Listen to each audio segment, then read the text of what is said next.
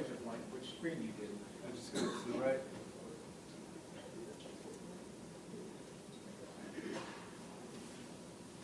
All right, so I got into waste management 99. I was designated the hazardous material rep for my platoon in the Marine Corps. And so that's where I come from, that's why I'm here. I'm doing this as sustainability is national defense, pretty much. And I'm real passionate about it. And over many years, I've been an entrepreneur about 10 years. Went to SMU. Actually, before that I was here and did 2 years of my basics. So this is home for me. And it's nice to be back. And I really want to thank all of you for doing what you do and being here, not being apathetic while the earth is quaking beneath our feet. And so thank you, and I just want to give it to y'all for doing the right thing. And this conversation, the presentation I'm about to give you is from my teacher, or one of them. His name is Gary Liss, and Gary Liss is the consultant that Austin, our capital, hired to do their zero waste plan in 2008.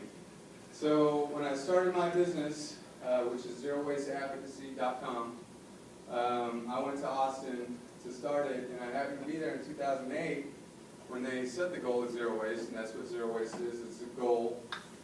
And they asked for public participation, and really nobody showed up but me as far as the for-profit sector. It was mainly nonprofits and government and waste companies were the for-profit part. But really zero waste promises a lot of benefits, but it's only if the local community knows what the heck it is and what's going on, and if the local community can use those resources. And zero waste is based on reuse. So let's see if this doohickey. Yeah. So for example, we're in Farmers Branch. I know Mr. Griggs has been a hero in getting recycling into Farmers Branch. It's like the last city around here to not do it. And so what I'm proposing to the municipality and the constituents is something more powerful. You notice it says reduce first, reuse, then recycle. So recycle is actually lowest on the hierarchy of best and highest use of our resources, okay? So the Farmers Branch is like, man, we don't want to recycle, we don't really want to pay for it. Well, fine, let's go to reuse, and reuse is zero waste, and that actually, the economics are inherent in zero waste. It creates jobs and tax base, it's proven to do so, it increases efficiency, it lowers costs, it gives you a marketing edge, now you're greener than green, and not to mention, most of your parents or grandparents did it anyways. It's as American as apple pie. It wasn't until World War II, when they were trying to create jobs for all the returning veterans and things, we started just designing crap that we can throw away. And so, if you do not want your economy to be based around the jail, like Farmers Branch is famous for their jail, and you know, just kind of preying on the community, or if you don't want your local economy to be based on fracking, this is an alternative that you don't know about yet, I'm sure. Who's heard about zero waste? I never knew about it. Okay. Do you guys have any questions I can address before I launch into my full 20-minute? All right, so the definition. Zero waste is a goal that's ethical, economical, efficient, and visionary to guide people in changing their lifestyles and practices to emulate sustainable natural cycles. So zero waste is greener than green. It's mimicking nature. That's how nature works. Nature's got 3.8 billion years of R&D. All right, so you're like, prove it. It's already proven. All right, so zero waste means designing and managing products and processes to systematically avoid and eliminate volume toxicity of waste materials, conserve and recover all resources, and not burn or bury them. If you bury your resources, like we're doing now, it creates one job for 10,000 tons. All right? Recycling, 10 jobs. Reuse, 75 to 250 jobs. That's the difference.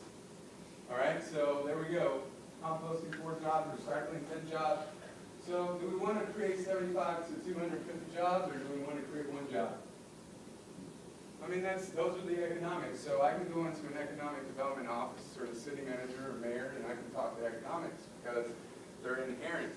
And there's a lot of resistance to things like recycling because it just seems like a hippie push to do some things that aren't that important. But this has the language.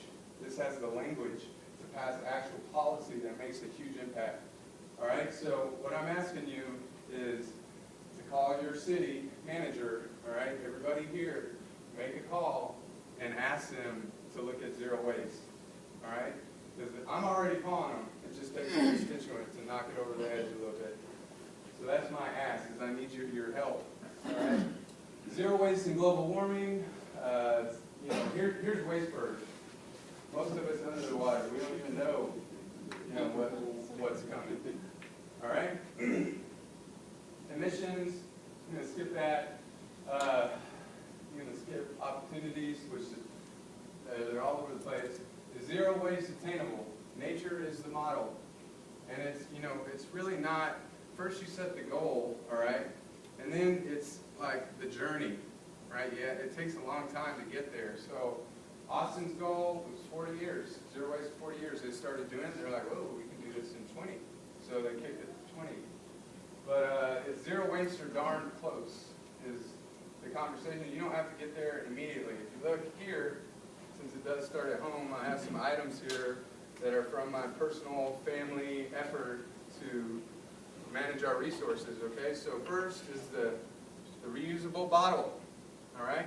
This eliminates the need to recycle cans or bottles, okay? We just bring our own thing, and then you can put your company logo on it or whatever. If we serve something in plastic bottles, hey, we can cut the top off, invert it, drill some holes, put a straw in there, some soil. We've got a self-watering lettuce grower. So there's that. Here's a can, and this is people get hung up on the difference between recycling and reuse. And so here's a can, right? We could make ingots, which would all the cans would go essentially are going on pallets and they're getting sent out of state anyways. All right. So this is a conversation of making stuff. Here's a candle holder out of a can. I'm just showing you. So basically art creates a lot more economics than recycling. All right? We just need to find people to make these things. We need to get our economic development offices to attract a composter to farmers' branch that has a brush problem. They have tons of mulch or brush. They don't know what to do with it. They'd be making a lot of money if they had the right business there. So economic development, and McKinney's like, it's not, you need to talk to the city. It's not economic development.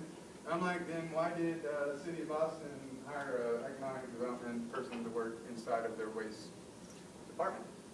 For a reason. So here is my maximal power battery charger. You don't have to just use rechargeable batteries. You can actually recharge normal batteries in something like this, 30 bucks on eBay.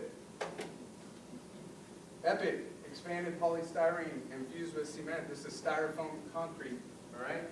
This, I see over there, it says get the kids off the concrete. Did you guys know concrete has negative ions and sucks your energy out? It's also got about a 100-year lifespan, so we're actually building our whole city for obsolescence. It's all going to decay and collapse anyway, especially if it's sped up with the fracking thing. But this is actually like turning our waste styrofoam into a better building material. So last but not least, my coffee grounds, right? Take a coffee, put them in my yogurt container, slip in a little oyster mushroom, and we got mushrooms growing. This is a substrate. So if you get oyster mushrooms from the store, you'll see at the little bottom of the cardboard, little white stringy mycelium running. Just stick that little piece of cardboard in your coffee ground and you make yourself a pound of oyster. So my freaking family is all vegetarian, so I've had to figure this out. I don't know if you guys are flesh eaters, but I'm going to cut that out. This is a little bit other part of the story. So here's crowns. These are my kids. We have crown waste, so we melt the crown and make little stars, right? And here's my famous invention, bottle cap business cards. Right here. So that's just an example of reuse, all right, on a micro level. we're talking about reuse on a macro level, all right? Here are the businesses leading the way. Does this make, y'all hear me? Or am I just talking loud? Probably a good idea. Be sure to turn on the bottom. Either dead battery or Yeah. Get your charger out. All right, so here we have zero waste businesses leading the way. Anheuser-Busch, Apple, Epson, Honda, Subaru, Toyota. If all the largest corporations in the world are thinking about this, then maybe there should be a little attention paid to it, is all I'm saying.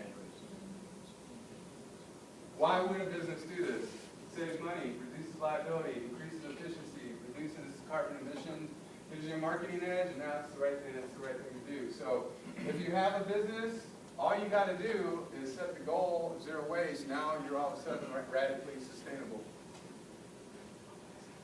I mean, you have to get a plan after that. You have to figure out how to get there, figure out what your waste is, all that stuff. But zero waste communities, Austin, Telluride, Sedona, Buenos Aires, Chicago, Seattle. It says here in this PowerPoint over 40 in Italy. Now it's 160 cities in Italy. All right? From the last time I gave this presentation to now, there's been 120 cities. But that's just this particular one. I had a couple of those to back up. Here's California. California is the first state to really just, do it full scale. Austin's the first city outside of California, but you can see all these California cities. Key lessons for pursuing zero waste, and this is what I want to talk to you about explicitly. Someone has to ask to adopt zero waste. Okay? If I'm going to your government and I'm asking them to adopt zero waste, guess what their first question is? Do you live here? And I go, well, no, I'm from South Dallas. I live in Highland Park for the moment, working in Farmers Branch. But they're like, tell me you're a constituent, otherwise we don't really care. So that's why I need you guys to just place a phone call, because there's a training next month at Northlake College on the 6th. And it's being conducted by my teacher, Gary Liss, all right? And it will hand deliver the knowledge that we need to make our city sustainable to the right people. I need help getting people there, all right? So that being said, someone has to ask for it, connect to other problems, okay? Jobs, budget, economy. Why won't Farmers Branch adopt recycling? Maybe if we connect this, we can create more economics, we can brush aside some of those resistances that we have. ID local zero waste businesses and promote them, educate and develop local models. In Atlanta, the businesses collaborated and created the U.S.'s first zero waste zone. The Braves Stadium is going zero waste. And it's going zero waste because the Mariners went zero waste. Guess how much money they saved? $3 million by going zero waste. Guess where the best place to show all the masses how to do zero waste? In the football stadium, where they're all at, ignoring the fracking earthquakes. So that's just a little strategy for you. So that concludes my presentation. If you have any questions, I'll answer them. I just want to show you this petition. I just need, I just had about 50 people sign it, so I need about 45 to 50 more people to sign. Who's willing to take Texas Zero Waste? Anybody want to sign the petition? Yeah, I think so. Okay. Now, is that for Addison or what? Huh? Where do you have to get a number of citizens on? No, you just go to change.org, look up Zero Waste Texas, put your name, and I need 50 more signatures to potentially pass this as legislation. So Statewide. Statewide. So it's like just sign your name, and we might take the whole state zero waste. I mean, it's like changed that like that. I mean, so that's what we do. We do advocacy for causes that